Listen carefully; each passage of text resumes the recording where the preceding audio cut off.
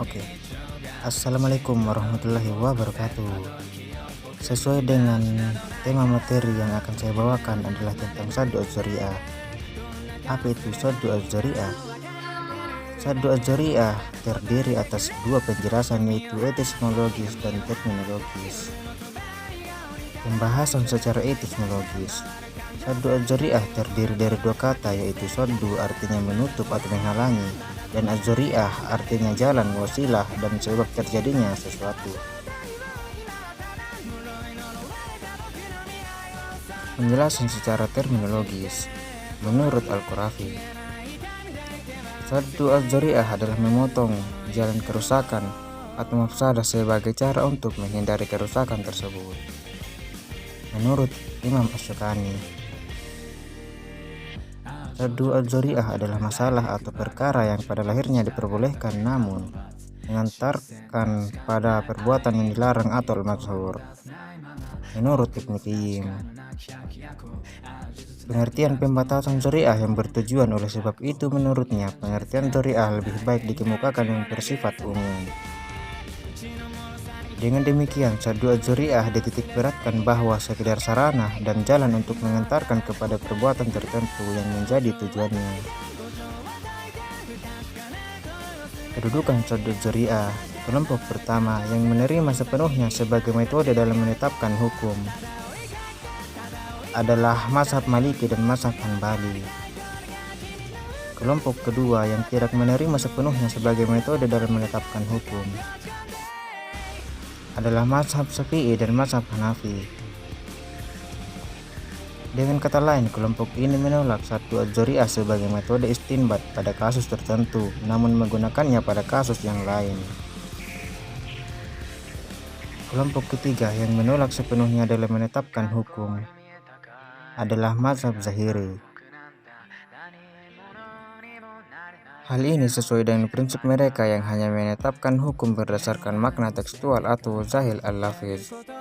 Pengelompokan Saddu Az-Dzariyah memandang kepada akibat atau dampak yang ditimbulkannya. Dzariyah yang pada dasarnya membawa pada kerusakan seperti meminum khamar dan berzina. Mencaci sembahan agama lain itu hukumnya mubah, namun karena cara tersebut bias dijadikan perantara bagi agama lain untuk mencaci maki Allah, maka itu menjadi terlarang melakukannya.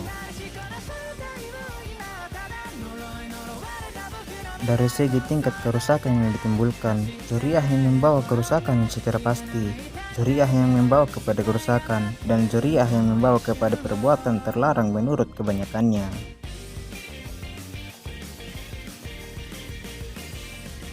Dasar hukum Saddu Az-Dzariyah dalam Al-Quran dikatakan, dan janganlah kamu memaki sembahan-sembahan yang mereka sembah selain Allah, karena mereka nanti akan memaki Allah dengan melampaui batas tanpa pengetahuan. Demikianlah kami jadikan setiap umat menganggap baik pekerjaan mereka. Kemudian kepada Tuhan mereka lah kembali mereka, lalu Dia memberitakan kepada mereka yang dahulu mereka kerjakan. Quran Surah Al-An'am ayat 108. Menurut sunnah, dari Abdullah bin Amr radhiyallahu anhu, ia berkata, Rasulullah Shallallahu alaihi wasallam bersabda, termasuk di antara lelaki melaknat kedua orang tuanya.